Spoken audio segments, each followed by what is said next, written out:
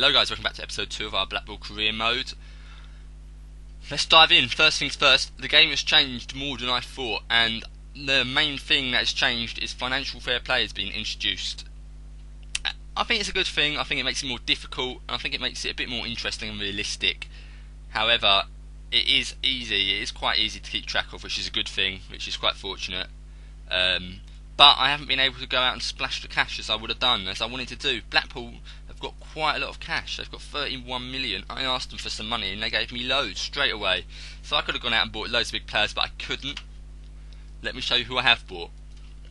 A lot of Scottish players. Being Blackpool, we've done the Scottish, we've bought more Scottish players. First one, Jason Holt from Hearts, 200k we got him for. Already worth 600k, so we got a good deal there. He's quite good. He's going to be our first choice centre attacking midfielder because we didn't have any, and I wanted to get a youngster that we could develop and possibly be a Premier League, a top Premier League player in the future in a few years in a game. Then we went to Rangers and raided them for a right mid, Barry McKay. Just back up really. I'm going to play Delphin Nazo on the right, and I think Barry McKay is going to make good cover. He's quick, and he's got the four here. I think are very important on the winger: the crossing, dribbling, finishing, and first touch, and they're all blue, which is a good sign.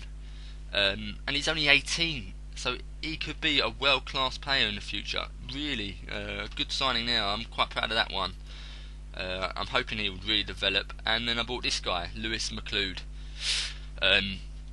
He came in a sort of replacement for Ferguson, because Ferguson is old, and I wanted a sort of playmaker, deep line playmaker, to come in and replace him at the end of next season, and back up. And I'm thinking he could do a good job. He's very similar to Ferguson. I'm definitely going to get Ferguson to tutor him as soon as I can. But I like him. He looks like a good quality player, an all-round player. So I'm hoping to develop him. I think this is the guy I'm going to play the most, apart from I can't remember his name now, the centre attacking midfielder. But this guy I'm going to play the most, I think, out of the 3 youngsters I've bought. I'll show you the third. The third we've bought,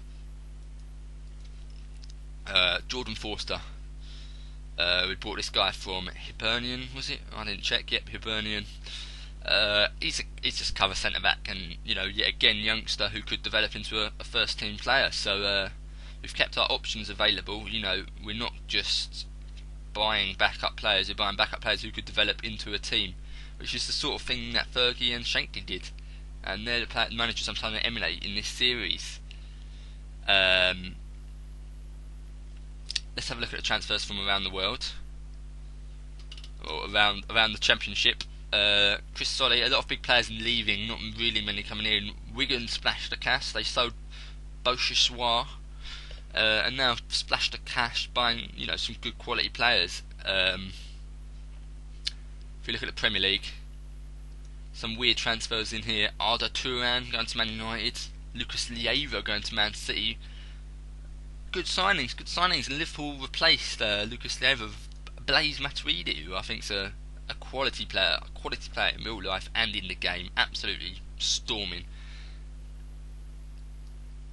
I'd also like to show you Spain. Barcelona have really splashed it. Well, they haven't really splashed it, but they've bought players, and I found on the previous games they didn't really buy. It really bothered me because they didn't buy many players, but they bought Nemanja Matic from Benfica. Don't really see how it would fit in with the Barca style. Sort of cover for Busquets really, but not really a great signing. And this guy Luciano Vieto, I think he's sort of like a replacement Messi, a cover for Messi, a young Messi. He looks alright. I haven't seen him in previous games, but he does look alright. He looks like an alright player. I also want to show you a new thing as well that they've introduced, which is how you can talk to players. You can have much more variety of what you say to them and how you actually speak to them, which you couldn't in the previous game. If you look at performance, there's so much options, so many more options now, and that is good because you can talk to a lot. And there's an ambassadorial duties, which is quite good. You can speak to your captain, and you can ask your captain to do stuff. I've already asked Ferguson to introduce the new young Scottish players into the team, so I like that. It's a nice new feature. The game looks good. We did have a bid for Gilks come in, but I decided to turn it down.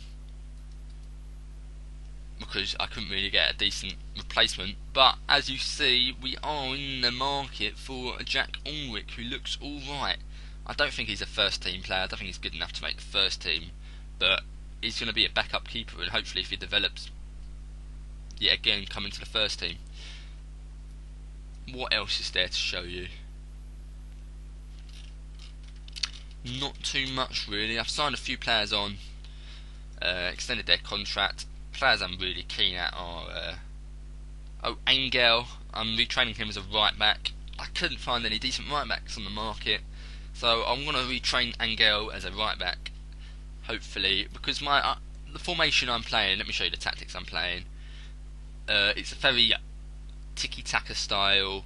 The wing backs really push up here. I pointed with my finger there. The wing backs are really going to have to push up.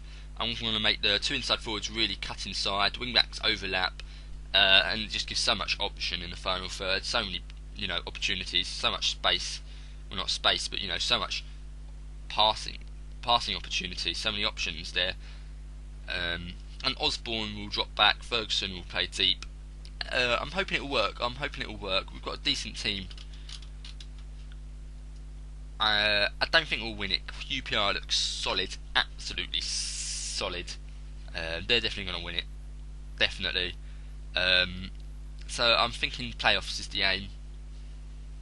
So it's going to be pressure, getting to the playoffs. I hate the playoffs. So horrible sitting there, and it's luck. A lot of it is just luck.